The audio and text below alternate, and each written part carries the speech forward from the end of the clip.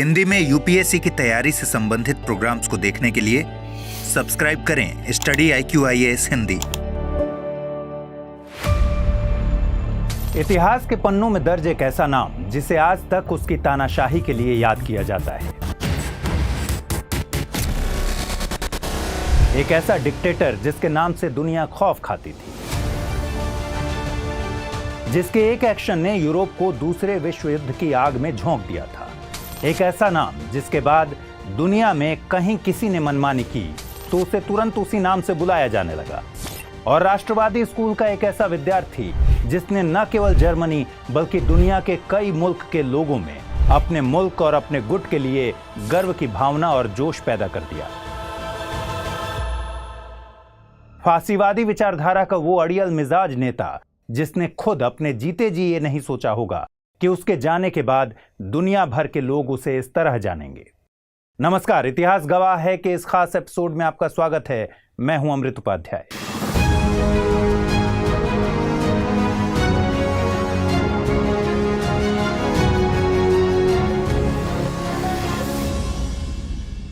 आपने कई बार राजनेताओं को एक दूसरे पर आरोप लगाते हुए यह जरूर सुना होगा कि वो अब हिटलर बन चुके हैं या वो नेता अपने यहां का हिटलर है। आज के इस एपिसोड में हम अडोल्फ हिटलर की जिंदगी के अलग अलग किस्सों को जानेंगे कि क्यों हिटलर यहूदियों की जान लेने पर तुला रहता था। यह भी समझेंगे कि मध्य यूरोप का यह तानाशाह रूसियों से क्यों खार खाए हुए था, और बात करेंगे उस छोटे से किस्से की जिसमें हिटलर का जिक्र भारत के साथ भी होता है। लेकिन सबसे पहले देखते हैं हिटलर का निजी जीवन कैसा था। अडोल्फ हिटलर का जन्म 1889 में ऑस्ट्रिया और जर्मनी की सीमा के पास बसे एक छोटे से नगर ब्रोनो-एमिन में हुआ था। हिटलर एक मध्य वर्ग के परिवार से ही आता था क्योंकि उसके पिताजी एक कस्टम अधिकारी थे। हिटलर का अंदाज जिस तरह अग्रेसिव था, उसे देखकर लगता था कि उसमें कहीं ना कहीं उसके पिता की छवि दिख रही हो। उसके पिता अलोइस को भी कई जगह बहुत डोमिनेटिंग नेचर का बताया गया है। हालांकि बचपन में अडोल्फ हिटलर का स्वभाव अपने पिता से बिल्कुल अलग था। 1908 में अपनी मां क्लारा की मौत के बाद हिटलर अपने करियर के लिए वियना चला गया। उसका ख्वाब एक आर्टिस्ट बनने का था। वियना में उसने पेंटिंग की लाइन में आगे बढ़ने का फैसला लिया। वो पैसे कमाने के लिए अपने हाथों से बनाई हुई पेंटिंग्स बेचता था। उसने अपनी पेंटिंग्स में ज्यादातर या तो ऑस्ट्रिया की आधिकारिक इमारतों या फिर कुदरत को दिखाया। Winter clock tower, Vienna state opera house और स्क्लॉस बेल्वेदरे जैसी कुछ पेंटिंग्स हिटलर ने खुद अपनी हाथों से बनाया था। 1908 से 1913 तक वो ऑस्ट्रिया की राजधानी वियना में रहा। लेकिन ये 5 साल हिटलर की जिंदगी की दिशा तय करने वाला असली समय था। ये वही दौर था जब उसके ज़हन में यहूदियों के खिलाफ इतनी ज्यादा नफरत भर दी गई कि आगे चलकर वो दुनिया का सबसे दुर्दांत तानाशाह बन गया।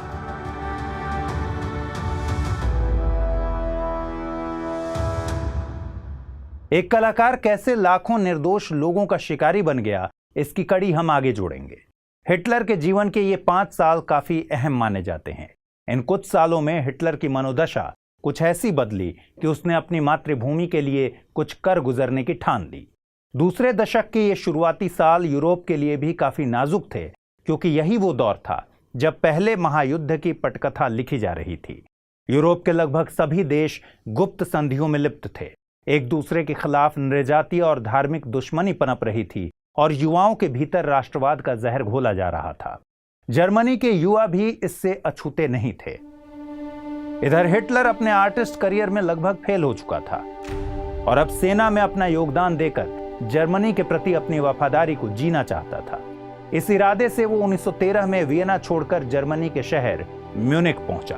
म्यूनिख उस वक्त बवेरिया साम्राज्य में आता था। हिटलर ने बवेरिया के राजा लुडविग तृतीय से अर्जी लगाई कि वो उसे सेना में अपनी स्वेच्छा से सेवा करने का मौका दें। 1914 में पहले विश्व युद्ध का बिगुल फूंक दिया गया था, लिहाजा जर्मन सेना की तरफ से हिटलर को इस युद्ध में शामिल होने का मौका मिला। हिटलर की तैनाती बेल्जियम में की गई। इसके बाद फ्रांस में भी उसने लांस कॉर्पोरल की रैंक पर रहते हुए एक सैन्य टुकड़ी की कमान संभाली। फ्रांस में सोमे की लड़ाई में जर्मनी की सेना ने मित्र देशों का डटकर सामना किया था। सोमे की लड़ाई इतिहास के सबसे भीषण जंगों में गिनी जाती है। इस लड़ाई में भले ही जर्मनी को हार का सामना करना पड़ा, लेकिन मित्र देशों को भी इस युद्ध में बड़ा नुकसान हुआ था। सोमे नदी के पास 1916 में लड़ी गई इस जंग में 10 लाख से भी ज्यादा सैनिक मारे गए थे। हिटलर भी इस जंग में मरते मरते बचा और उसकी जांबाजी के लिए उसे कई मेडल्स से भी नवाजा गया। 1918 में बेल्जियम में फिर से हिटलर ही मित्र देशों का सामना कर रहा था। इस मोर्चे पर ब्रिटिश सेना की तरफ से एक मस्टर्ड गैस अटैक किया गया। ये गैस अटैक त्वचा और आंखों के लिए बहुत खतरनाक था। यही वजह थी कि हिटलर सहित सभी जर्मन सैनिकों को गैस मास्क पहनने की सलाह दी गई थी।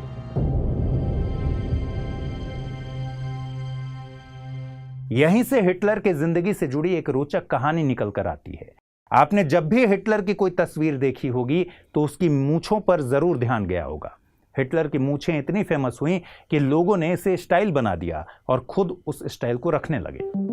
हिटलर की मूंछें एक टूथब्रश की तरह दिखती थी। कुछ लोग मानते थे कि उस वक्त के जाने माने हास्य कलाकार चार्ली चैपलिन के जरिए ब्रिटिश सेना को चैलेंज करने के लिए हिटलर ने इस तरह की मूंछें रखी। लेकिन हकीकत यह है कि जब बेल्जियम के इप्रा में जर्मनी और ब्रिटिश सेना का आमना सामना हुआ तो ब्रिटिश सेना ने गैस अटैक किया था, जिसका जिक्र हमने अभी थोड़ी देर पहले किया। जर्मनी ने इस अटैक से बचने के लिए ही हिटलर को अपनी मूंछों को काटने की सलाह दी ताकि लड़ाई के दौरान गैस मास्क उसके मुंह पर फिट हो सके। खैर, यह तो एक दिलचस्प किस्सा था। लौटते हैं कहानी पर। 1916 और 1918 में हुई दोनों लड़ाइयों और दूसरे मोर्चों पर जर्मनी को पहले विश्व युद्ध में मुंह की खानी पड़ी थी। हिटलर को हार का सामना करना पड़ा था, लेकिन इस हार ने जर्मनी और हिटलर के रसूख को बढ़ाने में बहुत बड़ी भूमिका निभाई। हार के बाद हिटलर तिलमिलाया हुआ था, लेकिन उसने लोगों में और सेना के जवानों में जोश भरना बंद नहीं किया। उसके भाषण काफी जोश से भरे रहते थे। हिटलर ने कहा, if you win you need not explain, if you lose you should not be there to explain. यानी अगर आप जीतते हैं तो आपको कुछ भी बताने की जरूरत नहीं है, पर अगर आप हारे तो आपको कुछ भी समझाने के लिए रहना ही नहीं चाहिए। यानी इशारा सीधा था, जीतो तभी जिंदा रहो।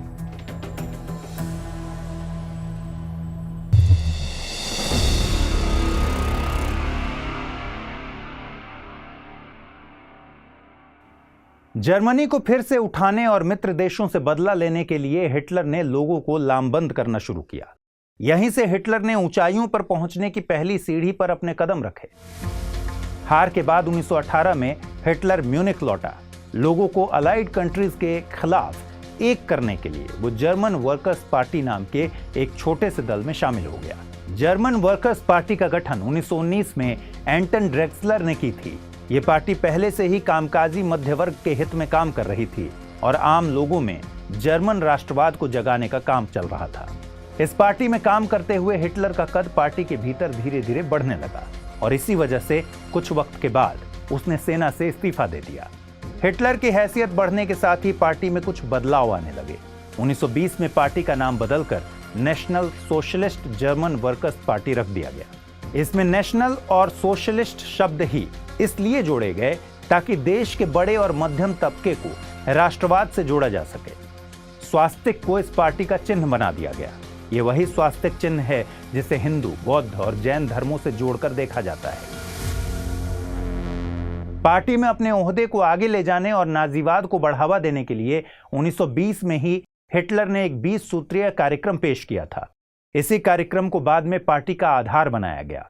इस कार्यक्रम में जिस तरह की बातें शामिल की गई थीं, उसकी वजह से इसे वर्साई की संधि का बहिष्कार कहा जाने लगा। यहीं से जर्मन लोगों को जर्मनी के क्षेत्र को विस्तार देने के लिए उकसाया गया। हम कहानी में आगे बढ़ें इससे पहले हमारे लिए जरूरी है कि हम वर्साई की संधि की इस पहेली को भी समझ लें, जिसके तार हिटलर के एक डिक्टेटर बनने से जुड़े हैं। दोस्तों, साल 1918 के खत्म होते होते तक यूरोप के लगभग सभी देशों ने दम तोड़ दिया था। आखिरकार बड़ी त्रासदी के बाद नवंबर के महीने में पहला विश्व युद्ध भी खत्म हो गया। युद्ध में मित्र देशों की बड़ी जीत हुई और जर्मनी और उसके साथी देशों को मुंह की खानी पड़ी। जर्मन हार चुके थे, लेकिन पश्चिमी खेमा अच्छे से जानता था कि अपमानित हो चुके जर्मन लोग बदला लेने की कोशिश जरूर करेंगे। इसलिए मित्र देशों ने बड़ी ही चालाकी से एक शांति संधि तैयार की।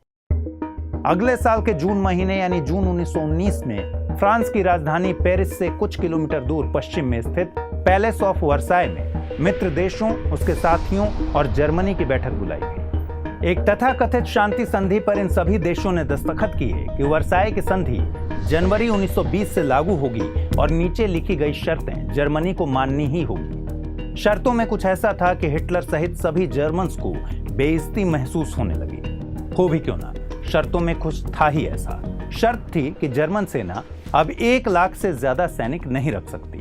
शर्त थी कि मित्र राष्ट्रों को इस युद्ध में जितनी भी क्षति हुई, जितना भी नुकसान हुआ, उसकी भरपाई जर्मनी करेगा। चूंकि युद्ध के दरमियान जर्मनी ने फ्रांस के लोहे और कोयले का खूब इस्तेमाल किया, इसलिए कोयले से भरे जर्मनी के सार क्षेत्र पर अगले 15 सालों तक फ्रांस का कब्जा रहेगा। संधि के तहत जर्मनी के अधिकार वाले देशों को मित्र राष्ट्र के अधीन कर दिया गया। प्रशांत महासागर में मौजूद जर्मनी के अधिकार वाले तमाम द्वीपों को भी मित्र देशों को दे दिया गया। अफ्रीका में मौजूद उसके उपनिवेशों को उससे छीन लिया गया ताकि आर्थिक मोर्चे पर भी वो पस्त हो जाए।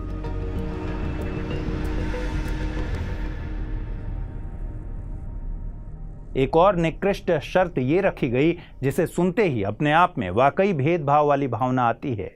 वो ये कि पहले विश्व युद्ध की शुरुआत के लिए केवल और केवल जर्मनी ही जिम्मेदार है। ऐसे में लाजमी है कि जर्मन्स अपमानित महसूस करते। वर्साय की अपमानजनक संधि हिटलर को अंदर ही अंदर खाए जा रही थी। इसलिए उससे लंबा बदला लेने के लिए उसने national socialist German workers party यानी नाजी पार्टी के जरिए लोगों को लामबंद करने की योजना बना ली। हुआ भी कुछ ऐसा ही। अगले कुछ सालों में जर्मन लोगों में संधि का बदला लेने के लिए राष्ट्रवाद की भावना चरम स्तर पर भर गई। इसका परिणाम यह हुआ कि करीब 20 सालों के बाद यानी 1939 में जर्मनी ने पोलैंड पर हमला कर दिया और यूरोप में जो चिंगारी सालों से सुलग रही थी उसे दूसरे विश्व युद्ध की आग में बदल दिया। इसलिए कहा जाता है कि वर्साय की संधि एक युद्ध विराम न होकर 2 युद्धों के बीच का विराम थी। खैर, ये तो रही बात वर्साय की अपमानजनक संधि की, लेकिन अब फिर से लौटते हैं हिटलर पर। हिटलर की नाजी पार्टी के जो कार्यकर्ता थे उनमें ज्यादातर लोग कामकाजी थे। ये लोग हिटलर के ओजस्वी भाषणों से बहुत ज्यादा उत्तेजित थे। इनमें कट्टर दक्षिणपंथ की भावना मजबूत हो चुकी थी। कार्यकर्ताओं में अपनी नस्ल के लिए फिर से उठ खड़े होने और लड़ने के लिए जान फूंक दी गई थी। उनके दिमाग में ये बात घर कर दी गई थी कि जर्मनी में अब एकमात्र नस्ल रहनी चाहिए और वो है सिर्फ और सिर्फ आर्य, न कोई यहूदी न कोई साम्यवादी। हिटलर अपने ओजस्वी भाषणों से पूंजीवाद और मार्क्सवाद विरोधियों को एक करके और यहूदियों के खिलाफ जहर घोलकर न्यू जर्मन ऑर्डर बनाना चाहता था। एक ऐसी व्यवस्था जिसमें जर्मनी का हर एक बाशिंदा बिना किसी स्वार्थ के राज्य की सेवा करेगा। एक ऐसी व्यवस्था जिसमें लोकतंत्र की जगह नहीं होगी, बल्कि हर एक शख्स के अधिकार फ्यूरर स्टेट यानी अधिकारवादी राज्य के लिए खत्म कर दिए जाएंगे। मजबूत होते यूरोप के सबसे कट्टर और दक्षिणपंथी दल नाजी दल का मकसद अब स्थानीय सरकार को हटाना था। हिटलर के भाषणों से साफ हो चुका था कि अब वो डिक्टेटरशिप यानी तानाशाही की तरफ बढ़ चुका है। वो यहूदियों से बहुत ज्यादा नफरत करता था। उसने ऐसा संदेश भी पूरे देश में फैलाया कि अगर वाइमर गणतंत्र की आज ये हालत है तो इसके लिए जिम्मेदार यहूदी और साम्यवादी हैं। उसने एक झूठ को लोगों के बीच इस तरह फैलाया कि यहूदी आगे चलकर हमारे मुल्क पर कब्जा करना चाहते हैं। यहूदियों के लिए हिटलर के मन में इतनी नफरत का बीज क्यों पनपा और इसका क्या अंजाम हुआ, इसे हम हिटलर से जुड़े इतिहास गवाह है के कार्यक्रम के दूसरे पार्ट में समझेंगे। दोस्तों, हिटलर को उसके भाषणों में जनता से जिस तरह की हुंकार भरी प्रतिक्रिया मिलती थी, उससे वो समझ चुका था कि अब वक्त आ चुका है कि वो जर्मनों पर शासन करे। नाजी पार्टी इतनी मजबूत हो चुकी थी कि इसके पास अपनी पैरामिलिट्री फोर्स थी। इस फोर्स को स्टर्मटलिंग कहा जाता था, जिसका मतलब होता है स्टॉर्म ट्रूपर्स। इस फोर्स में ज्यादातर वे लोग शामिल थे जो या तो बेरोजगार थे या फिर तत्कालीन सरकार से त्रस्त, या फिर वे लोग जो पहले विश्व युद्ध में मिली हार की वजह से मुंह की खाए बैठे थे। 1923 आते आते तक इस नाजी पार्टी की अपनी फोर्स में 15,000 से ज्यादा विद्रोही शामिल हो चुके थे। इनके पास आधुनिक हथियारों का अपना जखीरा था।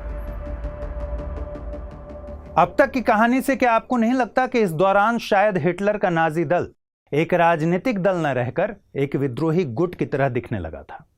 दरअसल हिटलर को भी यही लगने लगा था कि अब यही सही मौका है, जब खुद परेशान लोग सरकार के खिलाफ एकजुट हैं तो क्यों ना तख्ता पलट कर दिया जाए। हुआ भी कुछ ऐसा ही। हिटलर ने पहले विश्व युद्ध में जर्मनी के हीरो रहे जनरल एरिच लुंडॉर्फ के साथ मिलकर एक योजना बनाई कि अपने हथियारबंद सैनिकों के साथ क्यों ना स्थानीय बवेरिया सरकार को गिरा दिया जाए। दोनों ने मिलकर तख्ता पलट करने की हिमाकत भी की, लेकिन उन्हें कामयाबी नहीं मिली। इस पूरी घटना को इतिहास में हम बियर हॉल पुच या म्यूनिख पुच के नाम से जानते हैं। इस तख्ता पलट की कोशिश को सेना ने नाकाम कर दिया और इस निरर्थक कोशिश के बाद हिटलर को न केवल पार्टी स्तर पर नुकसान हुआ, बल्कि उसे 5 साल की सजा भी सुना दी गई। लेकिन हिटलर का राजनीतिक रसूख इतना बढ़ चुका था कि उसने महज 9 महीने ही एक बंदी के तौर पर बिताए। इन 9 महीनों में भी वो शांत नहीं रहा। जेल में रहते ही उसने एक किताब लिखी। हिटलर के इस पॉलिटिकल ऑटोबायोग्राफी का नाम है मीन कैंप, यानी मेरा संघर्ष। हालांकि इस किताब का यह पहला अंश ही था जिसे 1925 में पहली बार पब्लिश किया गया।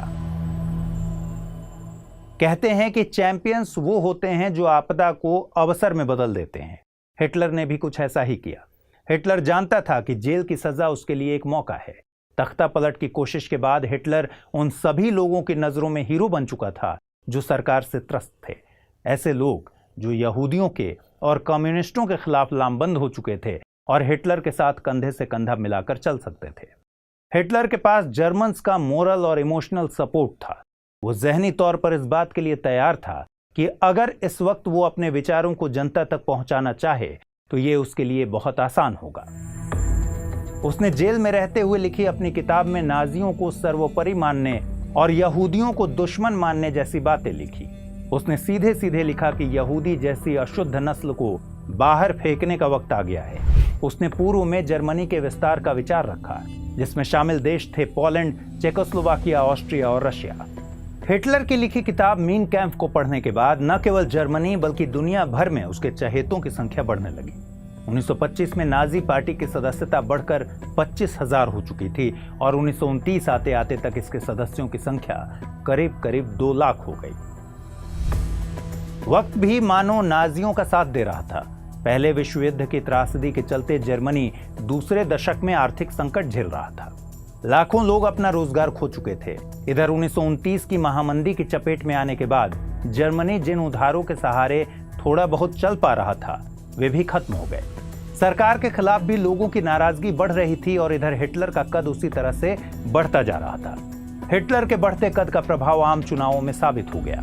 नतीजा ये हुआ कि 1928 में जिस नाजी पार्टी को महज 80,000 वोट मिले थे, 1932 में हिटलर की उसी नाजी पार्टी को 1,40,00,000 वोट मिले।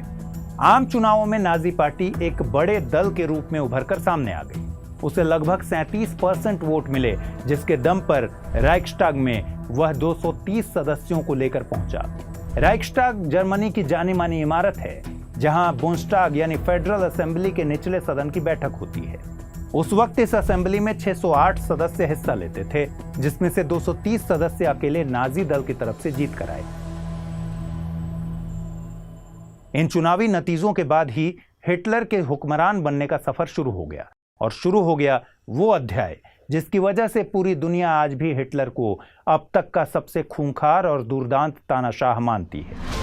अपने 13 साल के पूरे करियर में हिटलर के दिमाग पर सत्ता का बुखार ऐसा चढ़ा था कि उसने एक के बाद एक बड़े हत्याकांडों को अंजाम दिया। फिर चाहे वो the night of long knives की घटना हो या फिर द हॉलोकॉस्ट की ऐतिहासिक घटना। दूसरे विश्व युद्ध की शुरुआत भी आखिरकार हिटलर के अड़ियलपन से ही हुई।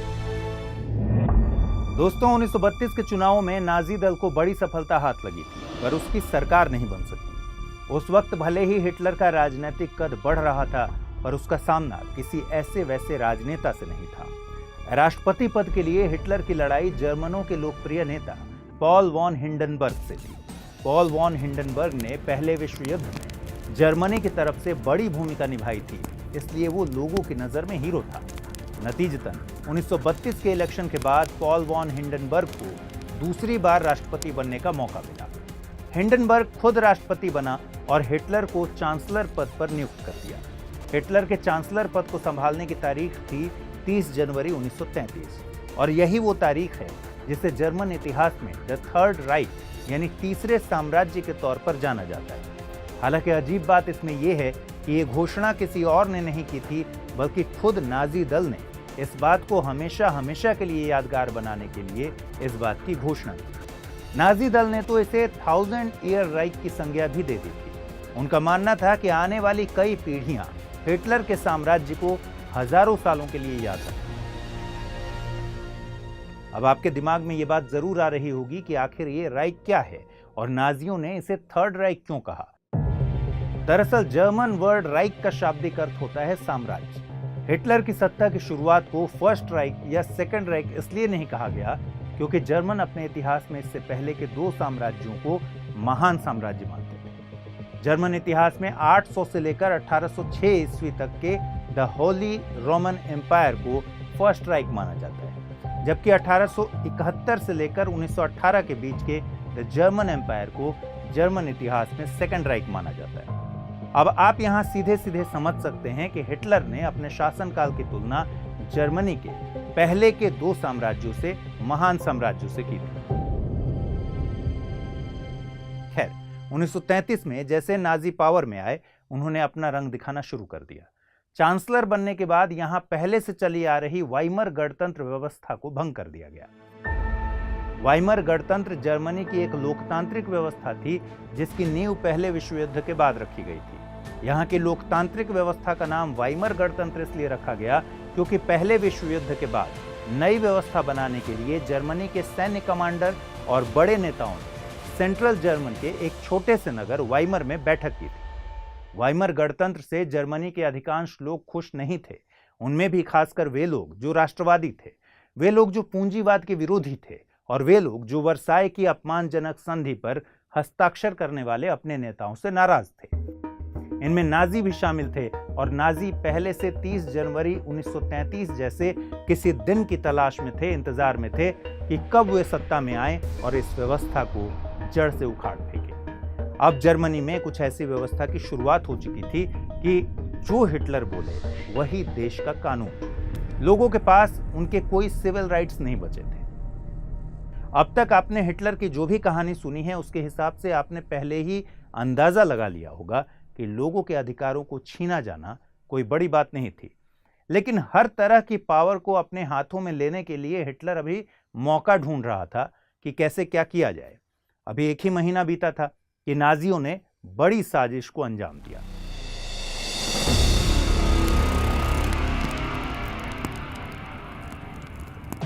फरवरी महीने में संसद भवन में अचानक नाटकीय ढंग से आग लग जाती है। अंदाजा पहले यह लगाया गया कि शायद विपक्षी दल के डच कम्युनिस्ट्स ने संसद भवन में आग लगाई, लेकिन बाद में जब सबूत जुटे तो पता लगा कि ये आग भी नाजी दल के सदस्यों का ही किया धरा था।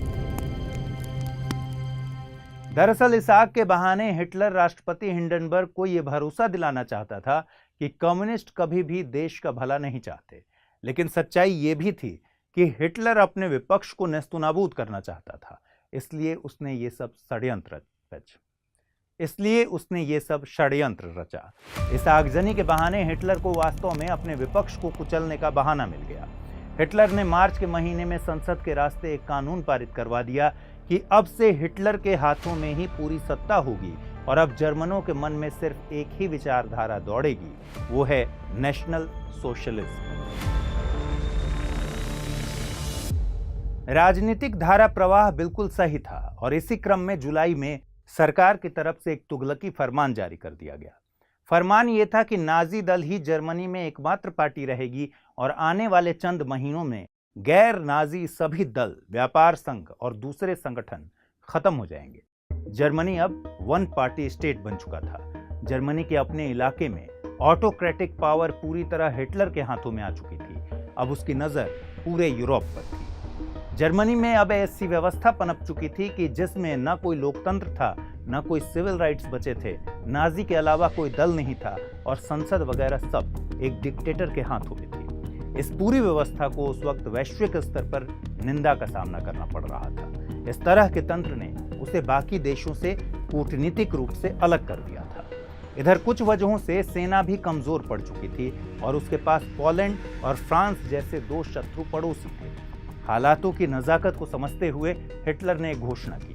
मई 1933 में एक भाषण में उसने सभी को चौंकाते हुए और हर किसी की अपेक्षा से परे एक ऐलान कर दिया कि जर्मनी निःशस्त्रीकरण और शांति का समर्थन करता है।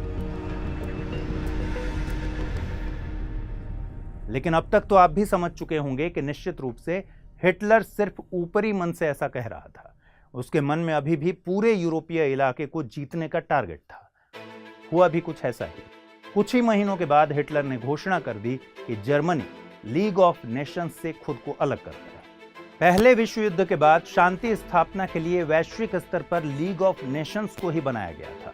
लीग ऑफ नेशंस से खुद को अलग करने के बाद उसने राष्ट्र की राष्ट्रवादी ताकतों को फिर से एक करना शुरू किया और जर्मनी की सैन्य ताकत को बढ़ाने में अपनी पूरी ताकत झोंक दी। देश की सेना को मजबूती देने के साथ हिटलर अपनी खुद की ताकत को और बढ़ाना चाहता था। उसकी मंशा साफ थी कि पूरी सेना उसकी सरपरस्ती में ही काम करे। वो ये भी नहीं चाहता था कि उस मनमानी के समानांतर कोई भी गुट या कोई दल काम करे। उसे कुछ खुफिया इनपुट से पता चला कि स्टर्मेटेलॉन्ग के कुछ आला सैन्य अधिकारी उसके खिलाफ षड्यंत्र रच रहे हैं। स्टर्मेटेलॉन्ग यानी SA नाजी दल का खुद का एक पैरा मिलिट्री ऑर्गेनाइजेशन था, जिसका जिक्र हमने पिछले एपिसोड में किया था। इस पैरा मिलिट्री ऑर्गेनाइजेशन का गठन 1921 में हिटलर ने ही किया था। ये टुकड़ी कुछ चंद पूर्व सैनिकों के साथ शुरू हुई थी, लेकिन एक वक्त ऐसा था कि इसमें लाखों लोग शामिल हो गए। ये लोग भूरे रंग की वर्दी में रहते थे, इसलिए इन्हें ब्राउन शर्ट्स भी कहा जाता था। इस संगठन का उद्देश्य नाजियों को सुरक्षा मुहैया कराना था, लेकिन इनकी इससे भी बड़ी जिम्मेदारी थी कि ये नाजियों के विरोधियों को चारों तरफ से घेरे। यानी कुल मिलाकर यहाँ बात मुख्य रूप से विरोधी कम्युनिस्टों की हो रही है, जिन्हें हिटलर जर्मनी से बेदखल कर देना चाहता था।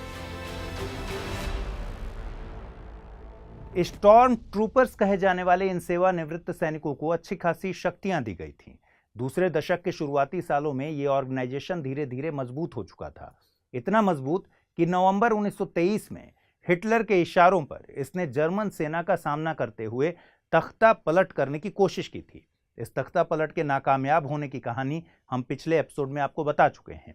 तख्ता पलट और देशद्रोह के आरोप में हिटलर को जेल जाना पड़ा था। हिटलर के जेल में होने की वजह से ब्राउन शर्ट्स का भीतरी संगठन कमजोर होने लगा और औपचारिक तौर पर इसे भंग कर दिया गया। पर जैसा कि आप जानते हैं कि कुछ महीनों बाद ही हिटलर कैद से बाहर आ गया। जेल से बाहर आने के बाद हिटलर ने इस टुकड़ी को फिर से ऑर्गेनाइज करने और एकजुट करने का काम किया। इसी सिलसिले में हिटलर ने मुल्क के सभी युवाओं से स्टर्मेटेलॉन्ग की ही तर्ज पर फ्रंटबान नाम के संगठन में शामिल होने की अपील की। माना यह भी गया कि हिटलर स्टर्मेटेलॉन्ग की तरह फ्रंटबान को नया पैरामिलिट्री ऑर्गेनाइजेशन बना देगा, लेकिन ऐसा हुआ नहीं। समय बीता और स्टर्मेटेलॉन्ग में तादाद फिर से बढ़ती गई। साल 1931 में इस टुकड़ी की कमान एक पूर्व सैन्य अधिकारी अर्नस्ट रोम के हाथों में दे दी गई। अर्नस्ट रोम की अगुवाई में इस संगठन ने न केवल तरक्की की, बल्कि ये पहले से और ज्यादा संगठित हो गया। अर्नस्ट रोम का प्लान था कि वह इस सेना को इतना संगठित और इतना मजबूत कर दे कि यहाँ की सेना को रिप्लेस कर दिया जाए। इस बात की भनक हिटलर को पहले से थी कि अर्नस्ट रोम के लिए नाजियों में समर्थन बढ़ रहा है। उसे इस तरह के इनपुट्स मिल रहे थे कि हो ना हो तो उसका अपना सैन्य कमांडर एक दिन समानांतर सरकार स्थापित कर लेगा। अब हिटलर को खुद का सैनिक उसके रास्ते में रोड़ा लगने लगा। उसके दिमाग में अर्नस्ट रोम के लिए इतनी दुर्भावनाएं पैदा हो चुकी थीं कि उसने स्टर्मेटेलॉन्ग के टॉप कमांडर्स को रास्ते से हटाने की योजना बना ली। इस योजना की परिणति करीब 100 लोगों की हत्या के तौर पर हुई। यूरोपीय इतिहास में इस दुर्घटना को, इस रक्तपात को the night of the long nights के रूप में जानते हैं। अर्नस्ट रोम अब हिटलर की आंखों में खटकने लगा था, इसलिए उसने न केवल रोम बल्कि उसकी जी हुजूरी करने वाले कुछ बड़े सैन्य अधिकारियों और सैनिकों का सफाया करने का मन बना लिया। उसने इस पूरे ऑपरेशन को अंजाम देने के लिए अपनी व्यक्तिगत सेना का सहारा लिया, जिसका गठन उसने 1925 में किया था। इस व्यक्तिगत सेना का नाम था सुडस्टाफेल। सुडस्टाफेल पैरामिलिट्री ऑर्गेनाइजेशन स्टर्मेटेलॉन्ग के अधीन थी, जिसका गठन हिटलर ने 1925 में किया था। इसमें युवाओं को शामिल करने के लिए उसने हिटलर यूथ नाम से एक संगठन भी बनाया था। सुडस्टाफेल में बहुत ही गिने चुने सैनिक थे, क्योंकि ये हिटलर की एक तरह से पर्सनल आर्मी थी। वो इसलिए क्योंकि ये युवा सिर्फ और सिर्फ हिटलर की ही वफादारी की शपथ लेते थे। आपने हिटलर की कई तस्वीरों में काली वर्दी पहने हुए कुछ युवा सैनिकों को जरूर देखा होगा। ये वही सेना है जिसका जिक्र हम यहाँ कर रहे हैं। काली वर्दीधारी इन सैनिकों की कमान पहले स्टर्मिटेलोंग चीफ ऑफ स्टाफ को दी गई थी, लेकिन जैसे जैसे इस सेना में सैनिकों की तादाद बढ़ती गई, एक डेडिकेटेड कमांडर की जरूरत हिटलर को महसूस हुई। 1929 में हेनरिच हिमलर को सुस्टाफेल की कमान सौंप दी गई। 1933 आते आते हिमलर ने बड़े ही नाटकीय ढंग से इस सेना का दायरा बढ़ाना शुरू किया, जो संख्या बाद में बढ़कर 35,000 के आसपास पहुंच गई। हिमलर इस सेना में युवाओं को केवल नृजातीय शुद्धता यानी केवल आर्य जाति के आधार पर शामिल करता था। इसके उन युवाओं को ही इस आर्मी में जगह दी गई जो हिटलर के लिए वफादारी रखते थे। हिटलर को हिमलर की ये चापलूसी पसंद आई, इसलिए उसने इस पूरे रक्तपात को अंजाम देने के लिए हिमलर को ही सबसे काबिल समझा। साल 1934 के 2 महीने, जून और जुलाई के 3 दिन, 30 जून से लेकर 2 जुलाई, ये 3 दिन जर्मन इतिहास के सबसे बुरे अध्याय माने जाते हैं, क्योंकि इन 3 दिनों में हिटलर ने क्रूरता और धोखे की सारी हदें पार कर दी। उसने हिमलर और गेस्टापो नाम की नाजी पुलिस को इस घटना को अंजाम देने के आदेश दिए। उसने बड़ी चालाकी से उसके वफादार माने जाने वाले कमांडर और स्टर्मिटेलोंग के चीफ ऑफ स्टाफ अर्नस्ट रोम और टॉप लीडर्स को 28 जून के दिन बैड विस में बवेरियन स्पा में जमा होने का आदेश दिया। अर्नस्ट रोम को क्या पता था कि वो शख्स जिसका वो इतना बड़ा वफादार है, वही उसको मारने की साजिश रचता है। हिटलर ने इस हत्याकांड को ऑपरेशन हमिंग बर्ड नाम दिया।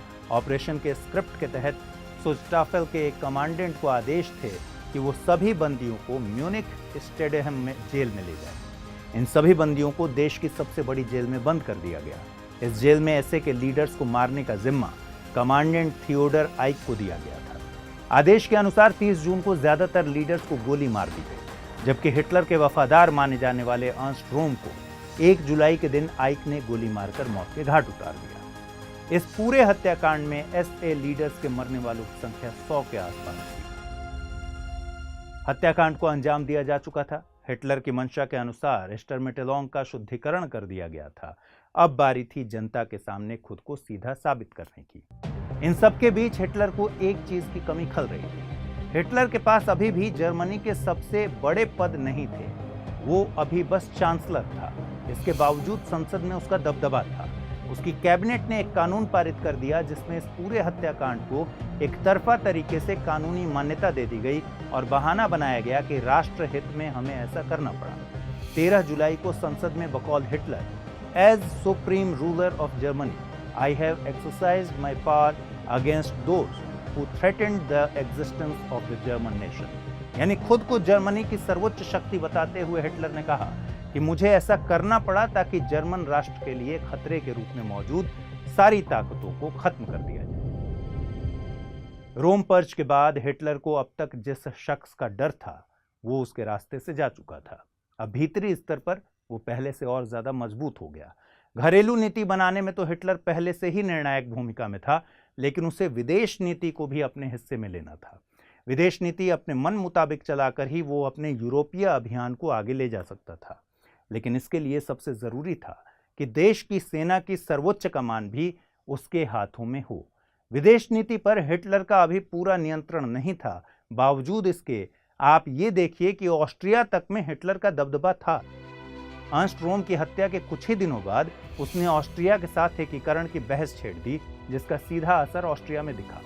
ऑस्ट्रिया की राजधानी वियना में रहने वाले नाजी इतने उग्र हो गए कि वे तख्ता पलट करने में जुट गए। हालांकि तख्ता पलट में तो उनके हाथों कुछ नहीं लगा, लेकिन उन्होंने ऑस्ट्रियाई चांसलर एंगलबर्ट डॉल्फस की हत्या कर दी। डॉल्फस की हत्या के बाद कई यूरोपीय देशों में खतरे की घंटी बज गई। सबसे ज्यादा परेशान तो इटली हुआ। इटली ने आनन फानन में अपनी ऑस्ट्रिया की सीमा पर तैनाती बढ़ाई। इस हत्या को उकसाने की जिम्मेदारी हिटलर के मत्थे मढ़ दी गई। इटली सहित कई यूरोपीय देश जर्मनी और ऑस्ट्रिया के एकीकरण के सवाल पर आग बबूला हो गए। उन्होंने हिटलर पर वर्साय की संधि के सीधे सीधे उल्लंघन का आरोप लगाया।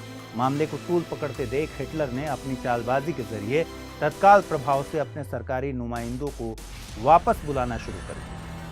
इस पूरे घटनाक्रम से आप समझ सकते हैं कि राष्ट्रवाद के मामले में हिटलर का दबदबा किस हद तक था। हालांकि सेना की कमान उसके पास न होने की कसक उसमें अभी भी थी। इधर राष्ट्रपति हिंडनबर्ग लंग कैंसर से जूझ रहे थे।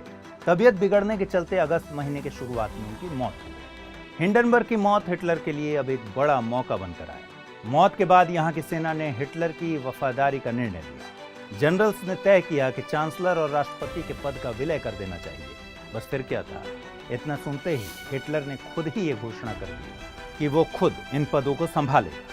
हिटलर अब जर्मनी का सर्वेसर्वा बन गया, क्योंकि उसके पास 3 सर्वोच्च पद आ चुके थे। राइक प्रेसिडेंट यानी राज्य का मुखिया, राइक चांसलर यानी सरकार का मुखिया, और फ्यूहरर यानी नाजी पार्टी का मुखिया।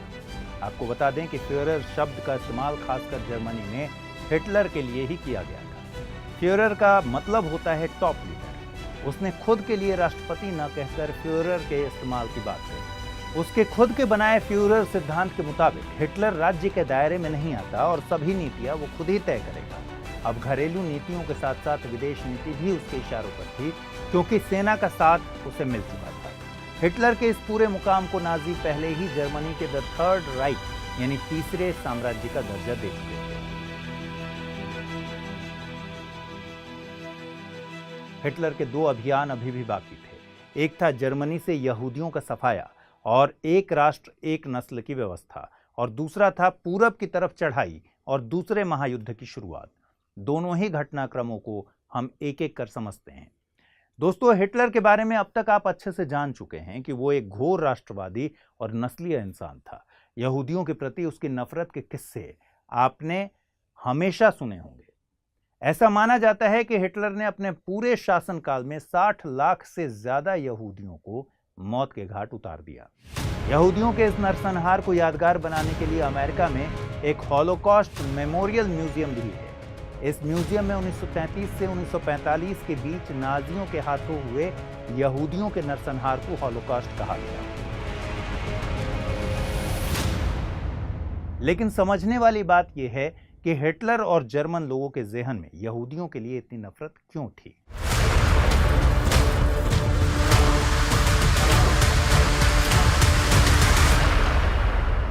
यूरोप में यहूदियों के प्रति भेदभाव और प्रताड़ना की घटनाएं कोई नई बात नहीं थी। यानी नाजियों ने ही यहूदियों पर ज्यादती शुरू की, ऐसी बात बिल्कुल भी नहीं है। दरअसल मध्य युग से ईसाई धर्म के ठेकेदार ये आरोप लगाते रहे हैं कि ईसा मसीह की मौत के लिए यहूदी ही जिम्मेदार हैं। इस वजह से यूरोपीय देशों में यहूदियों के खिलाफ सामाजिक, आर्थिक और राजनीतिक भेदभाव किया जाता रहा है। आधुनिक यूरोप में भी इस वर्ग को सभी सुविधाओं से वंचित रखा गया। ये बात भी सही है कि ज्यादातर यूरोपीय देश जब धीरे धीरे सेकुलर होना शुरू हुए तो यहूदियों को भी औपचारिक रूप से समान अधिकार देने की व्यवस्था हुई। पर यहाँ कथनी और करनी में फर्क था। कागजों में कुछ और हकीकत में कुछ और। यहूदी अब भी नस्ल के आधार पर अपमान झेल रहे थे। हिटलर भी इसी में से एक कड़ी है। हिटलर जब अपने करियर की शुरुआत में कुछ साल ऑस्ट्रिया की राजधानी वियना में रुका हुआ था, उसी दरमियान वो कुछ ऐसे लोगों के संपर्क में था जो पहले से ऑस्ट्रिया में एंटी सेमेटिक कैंपेन यानी यहूदी विरोधी अभियानों से जुड़े थे। इन लोगों ने ही हिटलर के जहन में यहूदियों के खिलाफ जहर भरना शुरू किया। इनमें 2 बड़े शख्स के नाम याद आते हैं, एक ऑस्ट्रिया का जर्मन राष्ट्रवादी जॉर्ज रिटर और दूसरा वियना का मेयर कार्ल लुइगर। उसने ही हिटलर को एक दीर्घकालिक योजना बताई थी कि किस तरह एंटी सेमेटिक और सोशल रिफॉर्म्स को अंजाम दिया जा सकता है। हिटलर कार्ल लुइगर से इतना प्रभावित था कि उसने अपने हाथों से लिखी पहली किताब मीन कैंप में उसे हमेशा के लिए सबसे महान जर्मन मेयर घोषित कर दिया। मीन कैंप के जरिए ही हिटलर ने अपने नाजी साथियों को यहूदियों के खिलाफ भड़काना शुरू किया था। उसने पहले विश्व युद्ध में हार के पीछे यहूदियों को जिम्मेदार ठहराया। उसने कहा कि जर्मनी की सरजमी पर यहूदी ना होते तो आर्य अकेले ही इस युद्ध को जीत जाते, क्योंकि यहूदी कभी नहीं चाहते कि जर्मनी ये युद्ध जीते। हालांकि इस बात में ज्यादा सच्चाई नहीं थी, क्योंकि पहले विश्व युद्ध में यहूदियों ने बढ़ चढ़कर हिस्सेदारी ली थी। हिटलर ने यहूदियों के खिलाफ खुलेआम जहर उगलना शुरू किया। उसने बताया कि बड़े बड़े पदों पर यहूदियों का कब्जा है, इसलिए जर्मनी की ये दुर्दशा है। हालांकि हिटलर की बातों में तथ्यात्मक सच्चाई जरूर थी। जर्मनी में उस समय पूंजीवाद को यहूदी ही कंट्रोल कर रहे थे। अंतर्राष्ट्रीय साम्यवाद यानी इंटरनेशनल कम्युनिज्म में यहूदियों का दबदबा था। कार्ल मार्क्स जैसा महान विचारक खुद एक जर्मन यहूदी था। जर्मन कम्युनिस्ट पार्टी में भी ज्यादातर यहूदी ही थे। इस पर हिटलर ने ऐसा संदेश दिया कि यहूदी कोई धर्म नहीं है बल्कि एक नस्ल है और ये नस्ल आगे चलकर हमारी खुद की नस्ल यानी आर्य नस्ल को खत्म कर देगी। 1922 में म्यूनिख में एक भाषण के दौरान बकौल Hitler, there are only two possibilities, either victory of the Aryan or annihilation of the Aryan and the victory of the Jew. यानी हिटलर ने कहा कि यहाँ केवल दो ही चीजें मुमकिन हैं, या तो आर्यों की जीत हो या फिर आर्यों का खात्मा और यहूदियों की विजय। उसने नाजियों को इस बात के लिए उकसाया कि जर्मनी का भला तभी हो सकता है जब इस सरजमी पर नस्लीय शुद्धता हो। यानी कुल मिलाकर ये एक इशारा था कि अब योजनाबद्ध तरीके से जर्मनी में केवल आर्य श्रेष्ठता को स्थापित करना है। इसके लिए उसने हर मोर्चे पर कार्रवाई शुरू कर दी। 1933 में हिटलर के चांसलर बनते ही यहूदियों पर अत्याचार शुरू हो चुके थे। बस यहीं से हॉलोकास्ट की शुरुआत हो गई। यहूदियों का सामाजिक, आर्थिक और राजनीतिक मोर्चों पर बहिष्कार होना शुरू हो गया। नाजियों का लक्ष्य था यहूदियों का सफाया। इस पूरी योजना को नाजी दल के लोग the final solution to the Jews question कहते थे। जर्मन राष्ट्र में आर्य शुद्धता लाने के लिए नाजी दल में महिलाओं की भूमिका को सुनिश्चित किया गया। महिलाओं की मुख्य भूमिका थी घर में मां बनकर रहना और आर्य बच्चों की देखभाल करना। यही आर्य बच्चों को बाद में सेना में शामिल किए जाने का हिटलर का अपना प्लान था। आर्यों और यहूदियों को पूरी तरह अलग करने के लिए उसने कानूनी साजिश भी की। उसने 1935 में एक कानून पारित कर यहूदियों की नागरिकता संबंधी अधिकारों को कम कर दिया। तय किया गया कि यहूदी लोग जर्मन या उसके किसी रक्त संबंधी से न ही शादी कर सकते हैं और न ही कोई संबंध रख सकते हैं। इन कानूनों को नूरमबर्ग लॉज कहा जाता है। अब यहां से आप कहानी को बड़े ही ध्यान से सुनिएगा, क्योंकि यहां से दूसरे विश्व युद्ध का घटनाक्रम और द हॉलोकास्ट दोनों एक साथ चलेंगे। साल 1936 का मार्च का महीना था और यहां से शुरू हुई उस अध्याय की पटकथा जिसकी परिणति हमें नागासाकी और हिरोशिमा में परमाणु हमले के रूप में दिखती है। जी हां, हम बात कर रहे हैं दूसरे विश्व युद्ध की पृष्ठभूमि की। ये बात तथ्यात्मक रूप से बिल्कुल सही है कि दूसरे विश्व युद्ध की शुरुआत 1939 में हुई, लेकिन यह भी उतना ही सही है कि इसकी पृष्ठभूमि 3 साल पहले बन चुकी थी और जिसका श्री गणेश किया था हिटलर ने। मार्च 1936 में जर्मन सेना के जनरल्स के मना करने के बावजूद हिटलर ने अपनी सैन्य टुकड़ियों को आदेश दे दिया कि वे राइन नदी के बाएं तट को अपने कब्जे में ले लें। अगले 2 सालों में जर्मनी ने दबे पांव इटली और जापान के साथ भी अपना अलायंस बना लिया। साल 1938 में उसने ऑस्ट्रिया पर कब्जा कर लिया। इसके बाद उसने तेजी से चेकोस्लोवाकिया की तरफ बढ़ना शुरू किया। उसने ऑस्ट्रिया में जर्मन सरकार की घोषणा कर दी, जिसके बाद ऑस्ट्रिया दूसरे विश्व युद्ध के खत्म होने तक फेडरल स्टेट ऑफ जर्मन ही कहा गया। 7 नवंबर के दिन पेरिस में जर्मनी के एक राजदूत अर्नस्ट वोम राट को गोली मार दी गई। गोली जिस शख्स ने चलाई थी वो महज 17 साल का एक नाबालिग था और पोलैंड में रहने वाला एक यहूदी लड़का था। बस इसी बात का बहाना लेकर नाजियों ने यहूदियों को घेरना शुरू कर दिया। हिटलर पहले ही मन बना चुका था कि वह हर हाल में न केवल जर्मनी बल्कि ऑस्ट्रिया सहित पूरे यूरोप से यहूदियों को निकाल फेंकेगा। अर्नस्ट वोम राट की हत्या उसके लिए एक बहाना थी। 9 नवंबर को वोम राट की मौत के बाद न केवल जर्मनी बल्कि ऑस्ट्रिया और दूसरे इलाकों में यहूदियों के खिलाफ सामूहिक हिंसा शुरू हो गई। इन दंगों में कई यहूदियों को जान माल का भारी नुकसान हुआ और कईयों को जेल में डाल दिया गया। इस पूरे घटनाक्रम को क्रिस्टल नॉच यानी नाइट ऑफ क्रिस्टल कहते हैं। दिलचस्प बात यह है कि 9 नवंबर के दिन हिटलर म्यूनिख में तख्ता पलट की वर्षगांठ का जश्न मना रहा था और जब हिंसा हुई तो म्यूनिख की गलियां टूटे हुए कांच से पटी पड़ी थी। इसलिए इस पूरी हिंसा को नाइट ऑफ ब्रोकन ग्लास के तौर पर भी जानते हैं। इधर जर्मनी ने पहले ही ऑस्ट्रिया को हथिया लिया और चेकोस्लोवाकिया के सुडेटनलैंड पर भी कब्जा कर लिया। दोनों ने ही फ्रांस और ब्रिटेन जैसी शक्तियों से मदद मांगी, लेकिन उस वक्त ऐसा कुछ नहीं हुआ। वजह यह थी कि फ्रांस और ब्रिटेन अच्छे से जानते थे कि हिटलर काफी उग्र मिजाज का लीडर है और ये पहले विश्व युद्ध का बदला लेने के लिए फिर से नया युद्ध छेड़ सकता है। इसलिए सितंबर में इटली, जर्मनी, फ्रांस और ब्रिटेन के मुखिया म्यूनिख में मिले, जहां उन्होंने एक करार पर दस्तखत किए। इस म्यूनिख पैक्ट में यह तय किया गया कि चेकोस्लोवाकिया को शांतिपूर्वक अपने सीमाई इलाके सुडेटनलैंड को सरेंडर कर देना चाहिए, जिससे दूसरा विश्व युद्ध न हो। लेकिन हिटलर हिटलर अभी अपनी हरकतों से बाज नहीं आ रहा था। 1 साल ही बीता था कि उसने 1 सितंबर 1939 को पोलैंड पर हमला बोल दिया। अब ब्रिटेन और फ्रांस को मजबूरन जर्मनी पर युद्ध की घोषणा करनी पड़ी। अनियंत्रित हिटलर ने अगले 2 सालों में यूरोप के एक बड़े हिस्से पर कब्जा कर लिया। अप्रैल 1940 में उसने नॉर्वे और डेनमार्क पर भी चढ़ाई कर दी। 1 साल बाद जून के महीने में उसने सोवियत संघ के पश्चिमी हिस्से को भी नहीं छोड़ा। यहाँ ध्यान देने वाली बात यह है कि मई 1939 में उसने सोवियत संघ के साथ एक नॉन अग्रेशन पैक्ट पर दस्तखत किए थे। ऐसे में सोवियत संघ के पश्चिमी हिस्से पर किया गया हमला 1939 के समझौते का उल्लंघन था। ऐसे में आप समझ सकते हैं कि हिटलर को बुरे अंजाम भुगतने ही थे, क्योंकि सोवियत संघ में भी कमजोर नेता नहीं था। उस वक्त सोवियत संघ पर राज कर रहा था डिक्टेटर जोसेफ स्टालिन। हिटलर को यूरोपीय अभियान में बड़ी सफलता मिलने के बाद अभी यहूदियों का सफाया करना बाकी था। 1941 का ये साल यहूदियों के लिए कयामत बनकर टूटा। 1941 से 1945 इन 4 सालों में लाखों यहूदियों को मौत के घाट उतार दिया गया। ये 4 साल हॉलोकॉस्ट का आखिरी चरण था, जिसे final solution to the Jewish question कहा जाता है।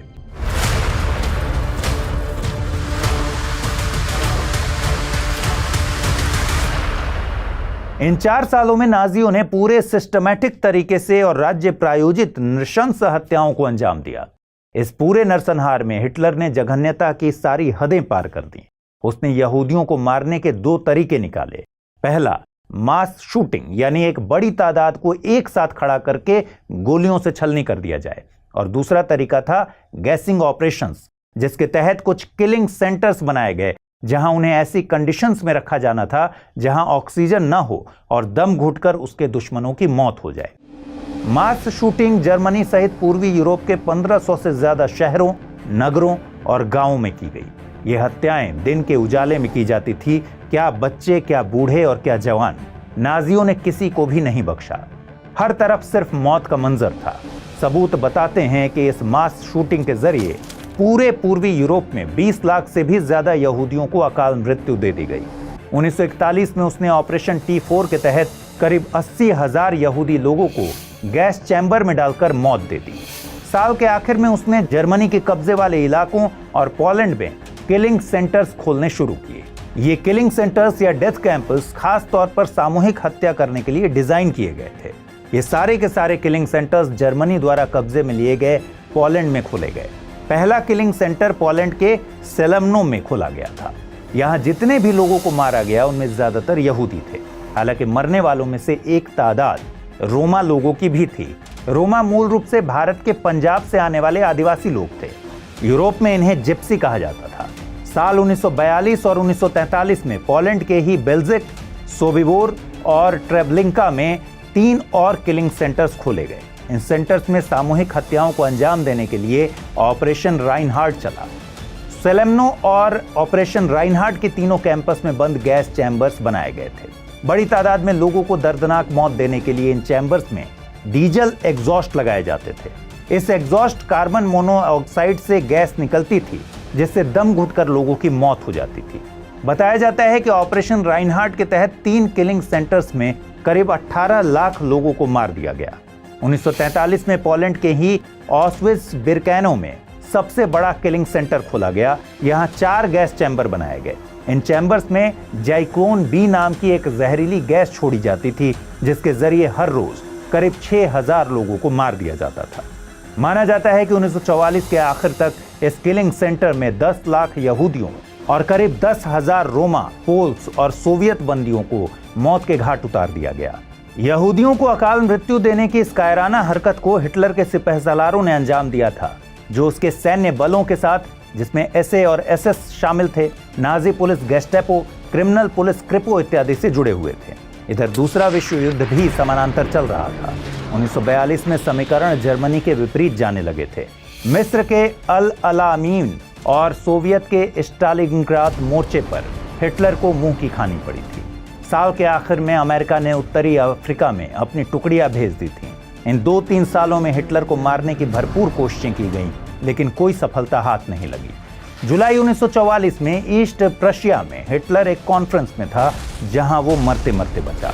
यहां हिटलर को बम से उड़ाने की साजिश रची गई थी। 1944-45 के दरमियान बाजी बिल्कुल पलट चुकी थी क्योंकि अलाइड फोर्सेस अब हावी हो चुकी थी। इधर सोवियत ने पूरब की तरफ चढ़ाई शुरू कर दी थी। हिटलर अब समझ चुका था कि उसके दिन लद चुके हैं क्योंकि जर्मनी को चारों तरफ से घेर लिया गया है। नाजियों को कड़ी टक्कर देने वाली सोवियत रेड आर्मी ने बर्लिन की गलियों पर अपना कब्जा जमा लिया था। यह सब देखते हुए हिटलर ने जनवरी 1945 में बर्लिन में मौजूद उसकी एक गुप्त बंकर में खुद को छिपा लिया। यहां भी उसने दम नहीं ली और रेड आर्मी को रेजिस्टेंस देने के लिए आदेश जारी करता रहा। पर अब कुछ होने वाला नहीं था और इस बात का अंदाजा हिटलर को भी था। अप्रैल का महीना था और हिटलर के जीवन के आखिरी दिन। उसने अपना आखिरी आदेश जारी कर एडमिरल कार्ल डोनेट्ज को हेड ऑफ स्टेट जबकि जोसेफ गोबल्स को जर्मनी का चांसलर नियुक्त कर दिया। 28-29 अप्रैल की आधी रात को उसने अपने जीवन की वो लालसा भी पूरी कर ली जो अब तक अधूरी थी। बड़े भावुक मन के साथ उसने अपनी मौत से एक दिन पहले अपनी प्रियतमा इवा ब्रॉन से शादी रची। यहां 30 अप्रैल को हिटलर और उसकी पत्नी इवा ब्रॉन दोनों ने साइनाइड कैप्सूल खाकर खुद को मौत के मुंह में धकेल दिया। हिटलर ने अपने सबसे प्यारी फीमेल डॉग ब्लॉन्डी को भी जहर दे दिया। बाद में हिटलर के आदेश पर ही इन डॉग्स को गोली मार दी गई। हिटलर ने जहर जरूर खाया लेकिन उसे जहर पर भी भरोसा नहीं था, इसलिए उसने जहर खाने के बाद खुद को गोली मारी और गोली मारकर जीवन लीला समाप्त कर दी। और इस तरह अंत हो जाता है विश्व इतिहास के सबसे नृशंस और दुर्दांत तानाशाह और जर्मन फ्यूरर अडोल्फ हिटलर का। वही हिटलर जिसने अपने पूरे शासनकाल में 60 लाख से भी ज्यादा यहूदियों और गैर आर्यों को अकाल और बड़ी बेरहमी के साथ मौत के घाट उतार दिया था।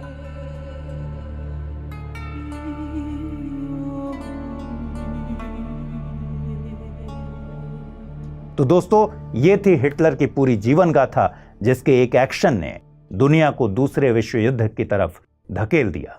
वो युद्ध जिसने न केवल यूरोप की दुर्दशा कर दी बल्कि जापान के 2 शहरों को सालों के लिए बर्बाद कर दिया। तो आज के एपिसोड में इतना ही। मैं यहीं विराम लूंगा। मिलते हैं इतिहास गवाह है कि एक और नए एपिसोड के साथ। ख्याल रखिए। नमस्कार। हिंदी में यूपीएससी की तैयारी से संबंधित प्रोग्राम्स को देखने के लिए सब्सक्राइब करें स्टडी IQ IAS हिंदी।